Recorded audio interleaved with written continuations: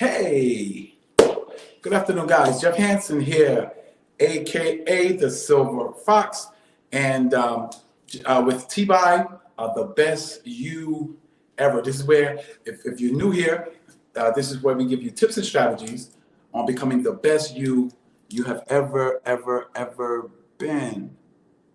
Okay, just looking at there was something posted, so I had to look. All right, so what are we sharing today? Really good topic today. It is the power of uncomfortability to literally power you to success. And a lot of times, you know what I do. I share tips and strategies, the things I've learned, things I've learned from my mentor, and things like that help me really start to change and transform my life. And one of the things he taught me, he said this to me. He says, and it was so funny. He says, "Jeff, do you notice that people that are unsuccessful strive to be comfortable, and people that are highly successful strive to stay uncomfortable?" And I thought about that, and I said, yo, that's really powerful. And then he told me, he says, "Jeff, don't you understand that when you're comfortable, you won't move?" And then I thought about a story I'd heard about an individual, if you're in the bed and it's late and you're in the bed and it's a cold night and you got that nice comforter on you and you're nice and warm and you're nice and comfortable, the last thing you want to do is move. The last thing you want to do is go to the bathroom. The last thing you want to do is get up and, we got remotes now, and I show you how old I am, But the last thing you want to do is have to get up and do something because you're comfortable, you're warm, and you're comfortable. But on the other hand, let's say you're in the bed and it's a cold night and you have that one sheet on you and you're cold. What does that also mean? That means you're uncomfortable. That will make you get up and go find that comforter. That will make you get up and go turn the heat on or something. It'll make you move. Uncomfortability there's something called inspirational dissatisfaction, meaning whenever you are dissatisfied with something, that's when you have the power to move. That's when you have the power to change it. Because and mind you, there's levels. Because there's also a story I remember about a guy, he's going cross country. He ran out of gas, so he went into this old kind of ragged gas station. And he went in there to get some gas. And as he was coming in, he heard this sound, oh. And he was like, man, I didn't know there was wolves out here, right? So then he tells the guy, yo, hook me up with the gas, blah, blah, blah. And so the gas station attendant, older man, and he was talking to him, and he heard the sound again. Oh, right?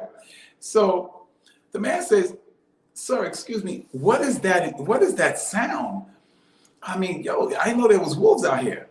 So the guy says to him, he says, oh, that's not a wolf. That's my dog.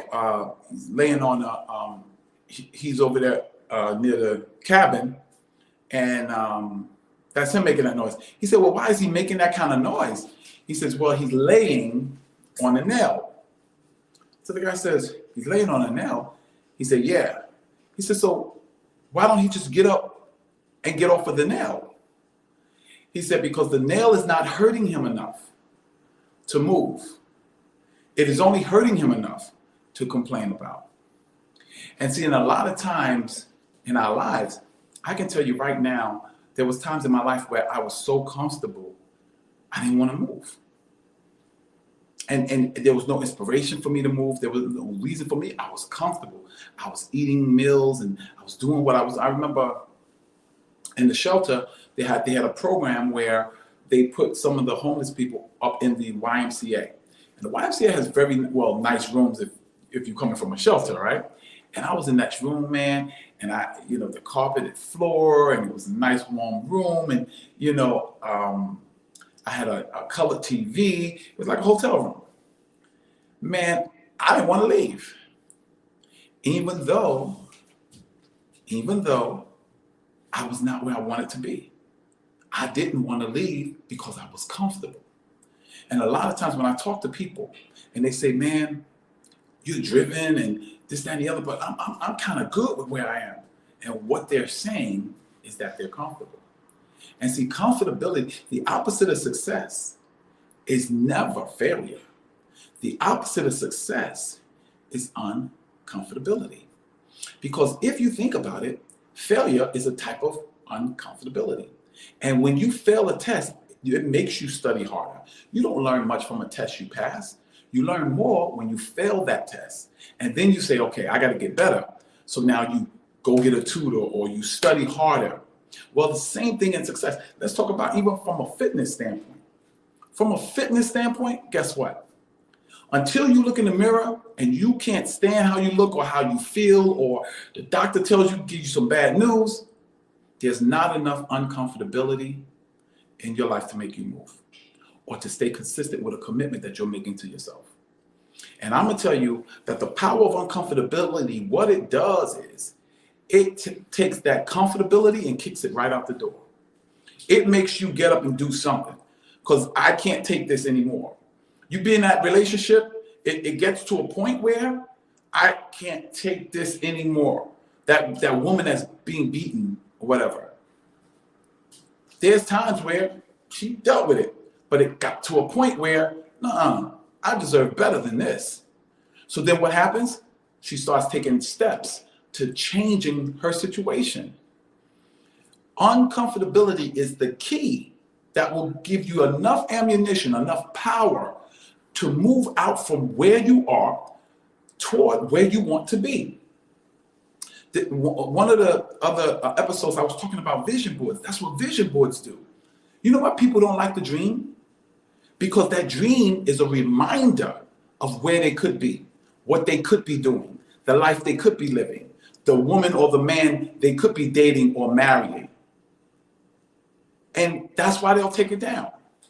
I can tell you right now, everyone, my clients, when I train them, I tell them you got to put up a vision board, a health and fitness vision board.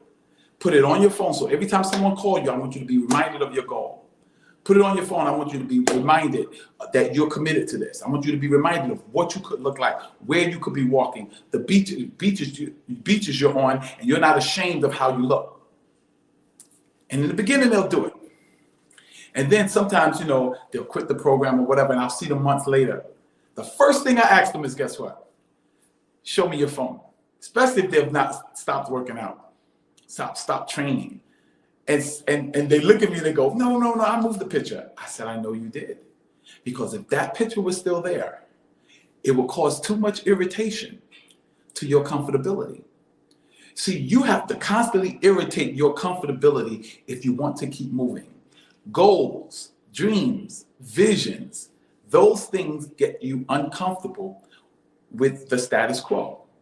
You won't stay in that position long if you're constantly being reminded, man, what could I have?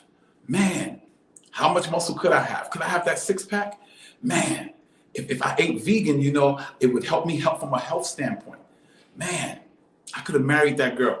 You know what I'm saying? Because uncomfortability is the key to your success. And in uncomfortability, it has the power to inspire you because it creates a sense of dissatisfaction. There's a term I want you to remember. It's called inspirational dissatisfaction, meaning that there is a degree of inspiration that comes from dissatisfaction. When you are not happy with where you are, when you are not happy with who you are, when you're not happy with the money you're making or the car you're driving or the house you live in or the life you're living, that's when you'll move. And the key with it is not just to take it, I'm okay. Like when I was homeless, so as soon as I got a room, I got comfortable again. No. The key is to not only bring in dissatisfaction in your life, but then to feed that fire and make it till it gets so it's so irritable and aggravating that you gotta make a move. You no longer can stay the same. This relationship has to get better. It's either got to get better or I got to get rid of it. This job is going to have to give me a raise so I can make more money or give me better benefits or promote me or something, or I'm going to have to go find another job. And I'm going to tell you something. The more you put that vision, that dream, that goal in front of you, the more irritated you become, the more aggravated you become, to the point where you get sick and tired of being sick and tired. And that's when you'll make a change. No one's going to have to encourage you to go to the gym. When someone, I'm going to tell you something. One of the things, and I oftentimes don't tell people this story, but I'll tell you. I remember I was working in a hospital in Brooklyn, and a girl I really liked her. She said, we went out for lunch or whatever. I said, and she said, you're a nice looking guy, man. And you're nice too. But man, she said, your butt is flat. You got no butt. It looks like a wall with a line down the middle. I was like, oh no. And I was like, wow. Because first of all, I was young and dumb. I didn't know that women look at your butt or your legs. And real talk. So I said, now here's me. Now, first of all, what did that statement do in my life? It made me uncomfortable with what I looked like. It made me uncomfortable with my appearance. And then you know what it did? I went and studied. I said, so how can you get a butt? I studied, found out that your gluteus maximus is a muscle. When I found out that was a muscle, I was like, okay, what exercises the gluteus maximus? Squats. So I started squatting, boom, boom, boom, boom. And I mean deep squats, like no partials, all the way down, all the way up. I'm gonna tell you, till this day, I think the most impressive part of my body or my physique is my legs, because I focus on legs. And the days of my butt looking like a wall with a line is over. I got a little butt back there. But the thing is that it brought dissatisfaction into my life, and it inspired me to do something, to become better, to do better, to go where I'd never been before. It inspired me. It actually got me into weight training. Because the type of training I was doing was martial arts or running. That don't build no butt. But when you squat in heavy weight, that builds you a butt. You're going to get you a butt now. Butt and legs.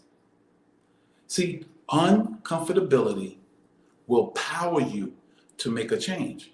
But you got to keep it in front of you. You can't just think about it one time and then go away. Remember, it's what you meditate on. Remember, what you dwell upon is your request to the universe, or your request to God, your prayer to God. Your prayer is what you set your mind on. You have a mindset on that thing. So I started concentrating and focusing on the things I wanted and putting those things up around me to increase the irritability, the aggravation of where I presently was.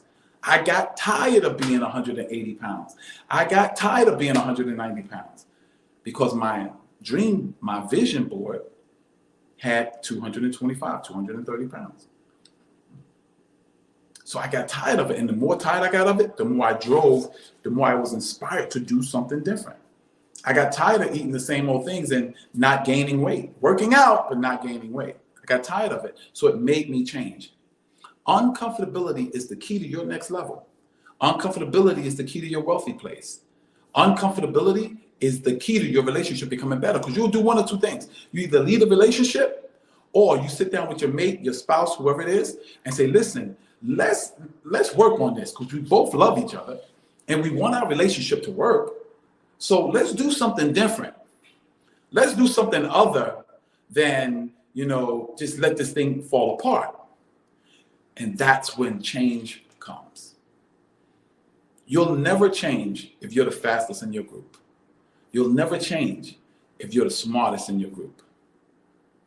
You should always strive to be around people bigger, better, smarter, wealthier than you are, because that inspires, that it creates a sense of dissatisfaction. Now, you're going to enjoy some things in your life. I'm not saying don't enjoy some things in your life, but I'm saying keep some goals out there and things like that, so that there's areas of your life that you'll still strive for, that you'll still move toward. You see what I'm saying? Don't let, as Bane said in Batman, I know some of you guys don't watch the movies like that. But in the movie, The Dark Knight Rises, Bane, who's the bad guy, was fighting Batman. And as he was beating Batman up, he told Batman, he said, yo, we've been trained by the same guys. So why am I beating you? Because your success has defeated you. And what he was saying to Batman was, you got comfortable fighting gangsters and beating up gangsters and beating up muggers and stuff like that. Now you're coming against someone that's trained like you, your next level. And guess what? You're not ready. See, it's better to be prepared for an opportunity that isn't there than to have the opportunity and not be prepared. The power of uncomfortability to power you, or let me put it like this, empower you to succeed. You know what the word blessed actually means? It means empowered to prosper. Well, I'm telling you, a state of uncomfortability will move you towards your goal. A state of uncomfortability will get you to your next level. You won't even have to worry about running out of gas or using willpower. No. Because every time, just like that dog, you don't want to be that dog constantly complaining about your situation, constantly complaining about your health and fitness, constantly complaining about your weight, constantly complaining about your relationship or the money you make or the job you have or the place you live. No. Why keep complaining? Why not get up off the nail and go lay somewhere else? Why not find something that's going to satisfy you a little bit? And then set a goal to go even beyond that. See the difference with the average basketball player and a Michael Jordan is that Jordan always shot for more. If he got you down by 10 points, he wanted to beat you by 20. If he beat you by 20, he wanted to beat you by 30. If he beat you by 30, he wanted to beat you by 50. That's why he's the GOAT.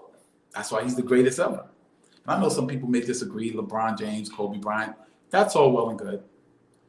I have my opinion, you have yours. Hey, I respect that. But the fact is that when you strive to be better, what's going to keep you moving in that direction is the degree of uncomfortability that will create the aspect of inspirational dissatisfaction. You become inspired because you're dissatisfied. And uncomfortability will move you toward your goals and your dreams and your desires. It will make you make some different decisions, make you choose differently, because you'll get sick and tired of being sick and tired and being sick and tired. And how does that make you better? Because anything that pushes you towards your goals and your dreams, anything that pushes you towards your aspirations, anything that pushes you to bring that vision into fruition, anything that pushes you to exercise personal development and become a better you, that is inspirational dissatisfaction. So that is the source and the key to the power of uncomfortability.